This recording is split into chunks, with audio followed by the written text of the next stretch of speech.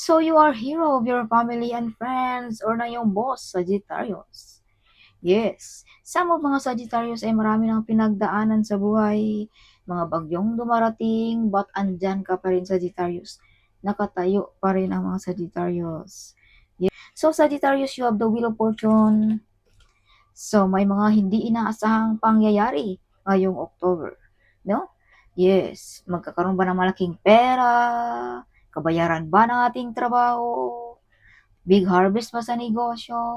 Manalo ba ng loto? Something mga unexpected, Sagittarius. So, some of you mga Sagittarius ay hindi lahat ng tao ay nagugustuhan ka, no? Kumbaga may laging alkontra, may nakasimangot pag ikaw ay magsalita or pag ikaw ay kung anong mga ginagawa mo, something naka gano'n, no? Something, no? Parang inis sa inyo mga Sagittarius.